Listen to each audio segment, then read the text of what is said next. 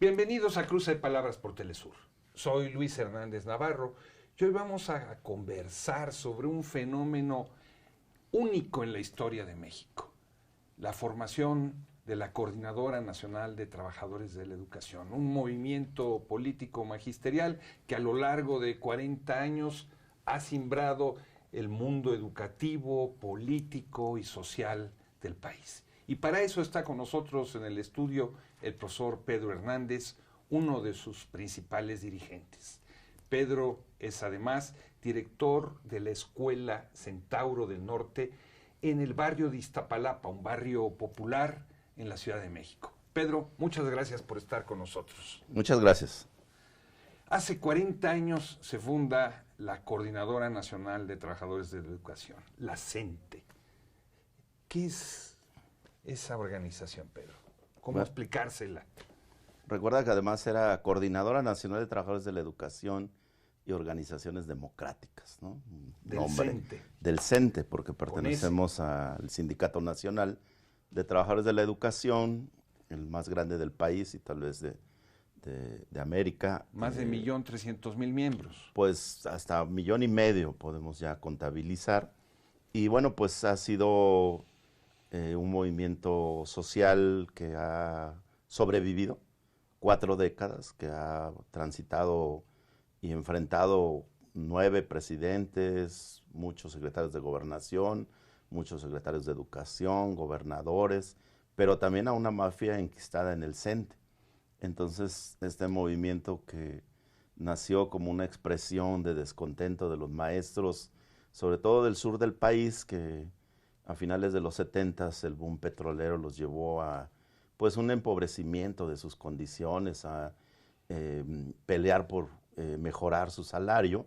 Llegaron a la determinación de muchas asambleas antes, de muchas reuniones, de movilizaciones, al 17 y 18 de diciembre a reunirse en Tuxtla Gutiérrez, Chiapas, y dar nacimiento a esta coordinadora, que se ha mantenido así, como una coordinadora de movimientos, donde confluimos pues movimientos magisteriales y ahora en el último periodo pues también populares, porque se ha cobijado también en el gran paraguas de la coordinadora pues movimientos de todo tipo. Tú has dado cuenta de ello en diversos artículos y libros de cómo los maestros pues están ahí en la primera línea de combate de distintas luchas sociales. ¿De qué tamaño es esta expresión político-sindical?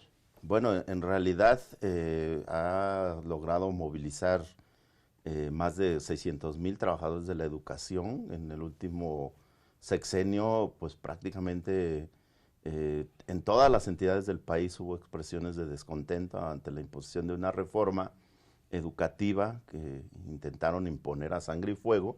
Y bueno, la coordinadora logró estar a la altura y encabezar una insurgencia magisterial, una novena ola, como le denominaste en uno de tus libros, que llevó a movilizar a miles en todo el país, no solo aquí en el centro, que en distintas etapas el magisterio ha colmado el zócalo capitalino de la Ciudad de México, sino también a expresarse a lo largo y ancho del país. Y es increíble las formas de lucha también que ha adoptado. Es un movimiento que ha salido a la calle una y otra vez a defender sus derechos, pero también a defender la educación pública. Y bajo sus siglas, pues hemos confluido muchísimas expresiones, no solo al interior del sindicato, del CENTE.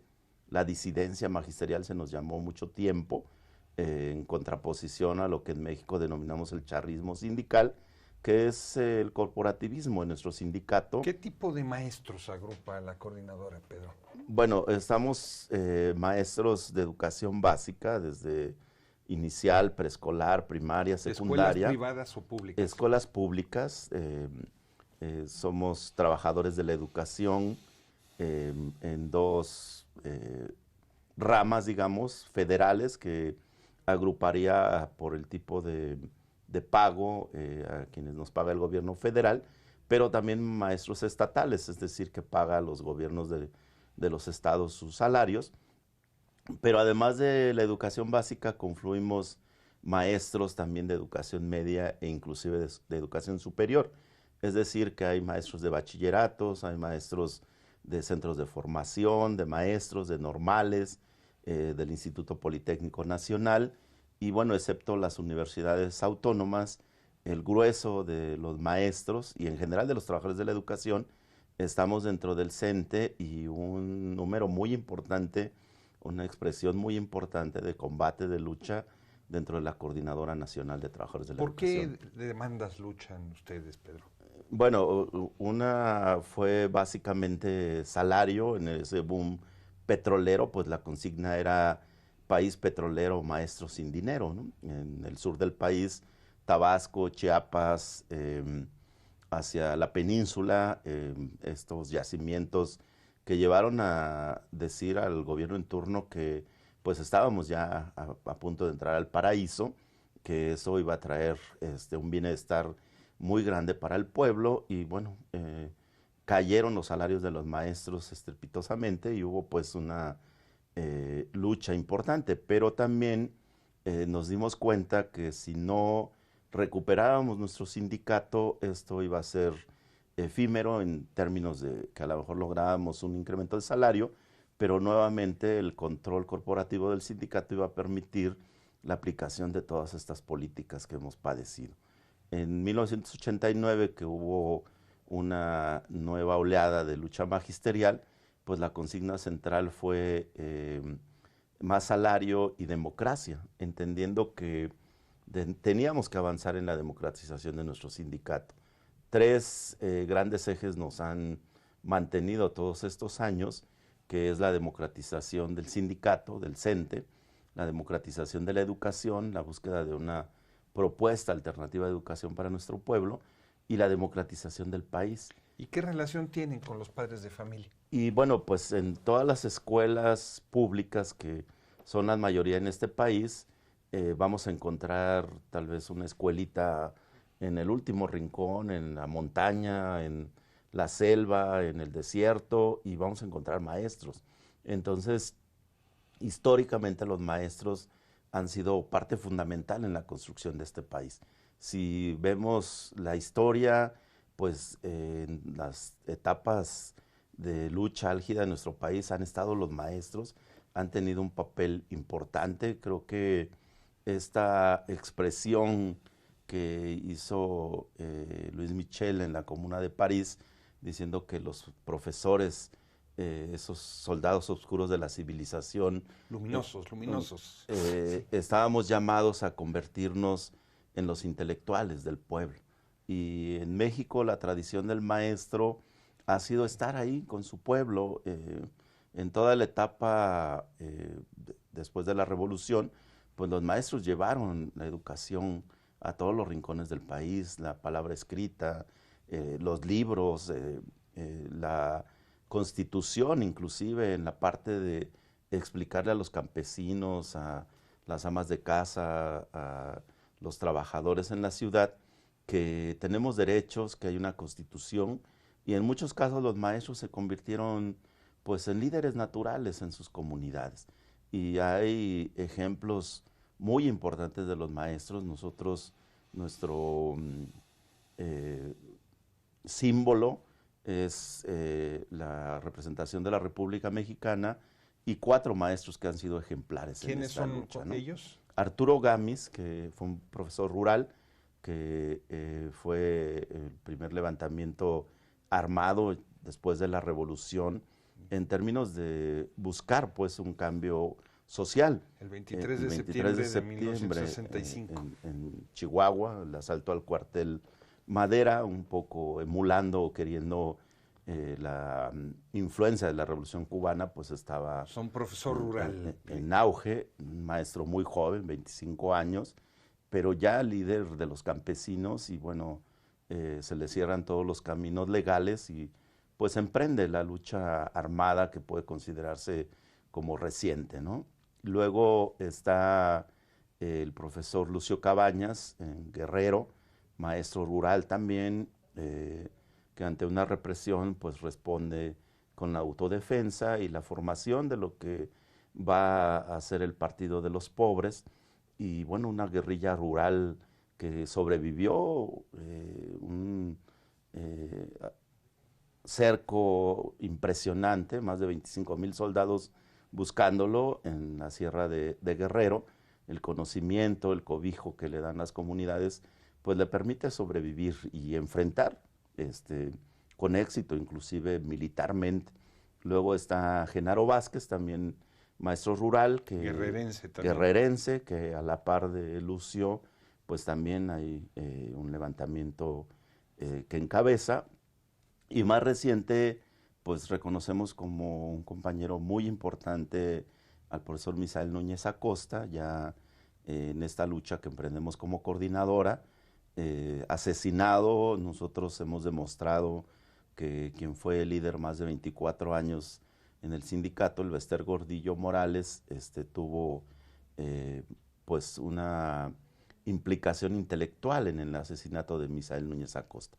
Es decir, que estos maestros ejemplares ligados a la lucha de sus pueblos, de nuestro pueblo, nos representan. ¿Quiere eso decir entonces que la coordinadora se reivindica como una fuerza radical? La coordinadora se reivindica como una fuerza de lucha, de izquierda, con una identidad muy clara de combate. Y bueno, pues muchos maestros han participado en procesos sociales también importantes, ¿no? A veces encabezándolos, a veces contribuyendo, a veces ayudando a la organización. Y la propia coordinadora pues ha sido cobijo, ha sido un paraguas, yo le llamo, muy grande, para cobijar muchas luchas. ¿Te parece si vamos a una pequeña pausa, Pedro? Adelante. No se vayan, amigos, amigas, volvemos en muy breves instantes.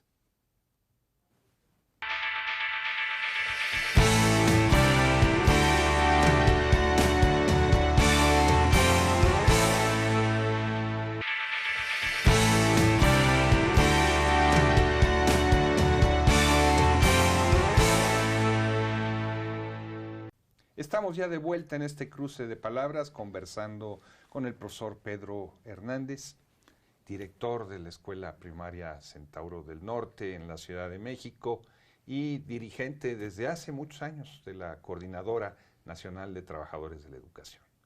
40 años, Pedro, se dice rápido, pero en la historia del sindicalismo mexicano, las expresiones sindicales independientes, las que se han querido desarrollar al margen del Estado, son un garbanzo de a libra. ¿Cuál es el secreto de la sobrevivencia? ¿Tienen algún pacto con el diablo como Dorian Gray? Hay que explicar que en los procesos sociales la duración a veces puede ser muy larga, ¿no? Hablar de 40 años pues es hablar de una vida laboral, personal, ¿no? Yo llevo 35 años en el magisterio y pues prácticamente han sido todos en la coordinadora, como profesor y como activista, como representante, como dirigente y demás. Y entonces muchos se preguntan, ¿y cómo le han hecho? ¿Cómo ha sobrevivido la coordinadora?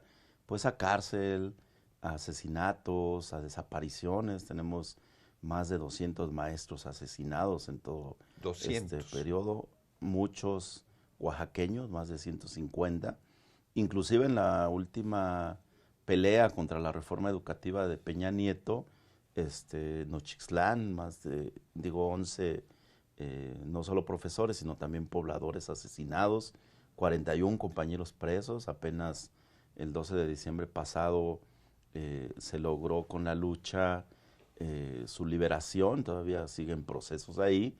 Algunos se pasaron 4 años, 8 meses en cárceles de alta seguridad como Puente Grande, al lado de grandes delincuentes, porque fueron calificados como muy peligrosos por la capacidad de organización que tienen y que pues han desarrollado. Entonces, una y otra vez el Estado, los partidos en el poder, el secretario de Educación Pública, los charros del CENTE, es decir, los dirigentes formales del sindicato, han intentado o cooptar a los dirigentes o a los que ven como dirigentes, o la cárcel o el palo, ¿no? Entonces, sobrevivir a esas dos condiciones ha sido, yo creo que un logro histórico de la coordinadora. Siempre esta rotación que tenemos de la dirigencia y una horizontalidad en las decisiones, es decir, que la coordinadora funciona con base en asambleas que van desde centro de trabajo, es decir, los maestros, los trabajadores agrupados en una escuela, en una región, en una zona, en una entidad y en el país. Y bueno, pues hay una gran asamblea nacional que marca el rumbo de las decisiones que se toman. Pero también una dirigencia que está muy ligada a su base, pues que no se encumbra y se queda ahí, a diferencia de los charros del CENTE, que hemos padecido grandes caciques, le llamamos en México. ¿Ocupan posiciones políticas esos dirigentes? No, hay principios de la coordinadora, 21 principios ideológicos políticos que nos marcan la independencia de los partidos políticos, del gobierno, y se reconoce la libre militancia, se reconoce que uno puede participar en alguna expresión política, partidaria, etcétera, pero sin comprometer a la organización. Y eso ha sido parte del éxito que ha tenido la coordinadora. La prensa conservadora los presenta en sus caricaturas, por ejemplo, como arañas que están devorando a los niños, o como seres vandálicos, golpeadores, que tienen secuestrada a la educación pública, etcétera, etcétera. ¿Cómo han enfrentado ustedes esa campaña de desprestigio y desacreditación? Ha sido brutal, es una campaña brutal, es decir, los maestros de la coordinadora no les interesa la educación, no dan clases, y bueno, nosotros podemos demostrar a diario que estamos en nuestra escuela, en nuestro centro de trabajo, cuando hemos ocupado algún cargo sindical y que se nos comisiona para estar al frente, invariablemente al término de nuestra gestión regresamos a las escuelas. Yo mismo, que fui parte de la dirigencia de la sección 9 aquí en la Ciudad de México, al término de ese periodo, 89-92, regresé a dar clases, a concursar para ser director, y bueno, hasta el momento seguimos en esa parte. Entonces, es una tentación a veces el poder, es una forma de cooptar pues también y de terminar con un movimiento, y creo que eso ha sido una de las claves de la sobrevivencia de la coordinadora. Recordarás que en los 80s, a finales de los 70, se crearon grandes coordinadoras, no solo con los maestros, también una coordinadora sindical, una de campesinos, Plan de Ayala, una de colonos con AMUP, y bueno, la que ha sobrevivido es la CENTE, en esta fortaleza también ideológica, también de formación de cuadros, también de rotación de dirigentes, también de seguir con sus asambleas horizontales, con la consulta a la base como algo que nos posibilita que las decisiones no las tomen los dirigentes, sino tengan un consenso desde abajo. ¿Y han trabajado su materia de trabajo, valga la expresión? ¿Están preocupados por el tipo de educación que se imparte? Últimamente la prensa los acusaba de querer llevar el marxismo a las escuelas y cosas así. Bueno, dentro de los 3 ejes, uno es la democratización de la educación, y en eso queremos expresar la necesidad de una educación emancipadora para nuestro pueblo, de una educación crítica, de una educación que ayude a pensar y no a obedecer, y hemos formado proyectos, procesos importantes en regiones amplias de nuestro país, tratando de incorporar tanto la tradición pedagógica mexicana, que es muy rica, como también las corrientes universales. Y en esa búsqueda, pues hemos llamado una educación alternativa. En el último periodo de la pelea contra la reforma educativa, un eje muy importante fue el pedagógico, y bueno, pues congresos, foros, publicaciones. Todos estuvieron trabajando. Exacto. Ustedes se han reunido, Pedro, con el presidente Andrés Manuel López Obrador en 7 ocasiones. Ya están por realizar una reunión muy pronto. En una de esas reuniones, el presidente se refirió a ustedes como la única organización que había resistido el vendaval neoliberal. Es en los hechos la primera ocasión que la coordinadora se reúne como coordinadora específicamente con un presidente de la República. ¿Cómo es eso? ¿Qué está cambiando hoy con el magisterio y el poder ejecutivo? Bueno, siempre hubo un desprecio a esta lucha. Eh, Siempre tuvimos que salir a la calle, que manifestarnos en grandes huelgas en todo el país, expresiones de descontento importante, tal vez en la toma de edificios, en la expresión pues genuina de una lucha social importante. Y bueno, también nuestra táctica habla de movilización, negociación, movilización. Y también la interlocución con los responsables de la política educativa en este país. Hemos negociado, estado en mesas de negociación muy amplias, eso también es una virtud de la coordinadora, que acuden en representación de cada núcleo organizado de todo el país, es decir, que no hay una dirigencia formal como un presidente, un secretario general, sino es muy horizontal y eso evita también la posibilidad o la tentación de la cooptación o de la compra de los dirigentes. Y entonces, en los gobiernos anteriores, pues era con la Secretaría de Gobernación, los momentos álgidos como el 89 con el secretario de Educación, con funcionarios menores que los enviaba el gobierno en turno para tratar de apaciguar eso que a veces se convertía también en un referente para muchas otras organizaciones. Con este gobierno han cambiado los modos, pero también se tiene que reconocer que es producto de una lucha, que el presidente Andrés Manuel López Obrador ha reconocido que la coordinadora representa a miles de maestros en todo el país, que sus demandas son genuinas y que incluso esta cancelación de la reforma educativa anterior pues tuvo que ver mucho con la pelea que durante los últimos 6 años concitó la coordinadora. Y entonces creo que los modos han cambiado. Hay demandas históricas que tienen que irse resolviendo, como darle la seguridad a los maestros, como incrementar sus salarios, pero también como escucharlos en las propuestas, en los planteamientos pedagógicos y educativos. Nos parece que hay esa interlocución a más alto nivel, se dice ahora, porque entonces la coordinadora es una gente que logra expresar la necesidad de muchos.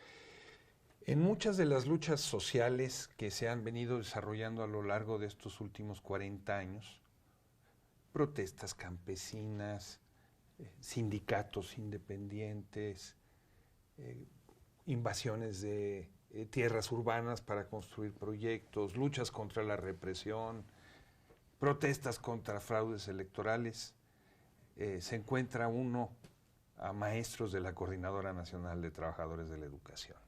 Así es. ¿Cómo explicarse eso? Pues es que podemos considerar a los maestros mexicanos como los intelectuales de la clase popular, del pueblo. Muchos somos del pueblo también. Hay una tradición histórica en México de los maestros rurales, de la formación de maestros con una perspectiva en las normales rurales que han sido asediadas, pues tenemos todavía el pendiente Ayotzinapa, pero también la formación de muchos de estos maestros rurales que se comprometen a ir a una comunidad muy lejos, caminar tal vez muchas horas para llevar la palabra escrita. Hay esa tradición y en muchos casos se convierten pues en los abogados, en los defensores, en los que orientan, en los que pueden escribir, redactar, que pueden ayudar a enviar un oficio o una solicitud y demás. Y tenemos maestros que han participado también en representación de gobierno, de distintos niveles de gobierno, y bueno, pues eso reconoce también la ascendencia que tienen los maestros sobre muchos, ¿no? Y la preocupación genuina por estos problemas que se dan en nuestro país por pues esta cuestión de la minería, de los recursos humanos, de las desapariciones, de la represión, pero también en la parte política inclusive, ¿no? O sea, el propio presidente reconoció que fue importante la labor que hicieron muchos maestros, no corporativamente como lo hace los charros del CENTE, sino de una manera consciente en empujar que era importante también un cambio en el país. Has hablado varias veces de charros sindicales, un término que se usa en México, pero ¿cómo lo explicarías tú? ¿Quiénes son los charros sindicales? ¿Se visten de charros, tocan canciones o por qué es esa historia? Porque entonces en México los sindicatos, su mayoría, nacieron a la par el partido en el poder, del PRI, fue uno de sus pilares fundamentales para sostenerse 80 años en el poder, por el control que lograban tener sobre los trabajadores. Es decir, dirigentes como en el caso del CENTE, que se enquistaron Sánchez Víquez 13 años, Jongitud Barrios 17 años, Elvester Gordillo 24 años, con el poder que les da el tener el acceso ilimitado a las cuotas de los trabajadores, pero también la interlocución que tienen con el gobierno en turno. Y bueno, pues les han servido para desarrollar fraudes electorales, y entonces el término es histórico. Algún dirigente se vestía de charro y se le quedó esa expresión. Para responder sí o no y despedirnos, ¿tiene futuro la coordinadora? La coordinadora el 17-18 de diciembre celebrará 40 años y tiene una perspectiva hacia el futuro en términos de seguir representando a los maestros, de recuperar a su sindicato, al CENTE. Van a venir elecciones importantes y creemos que estamos en posibilidades de recuperar nuestro sindicato y avanzar en el proyecto educativo. Pedro, muchísimas gracias por estar con nosotros en este cruce de palabras. Y ustedes, amigas, amigos, muchas gracias por su amable compañía el día de hoy. Ya saben, los esperamos la próxima semana aquí por Telesur. Hasta la próxima.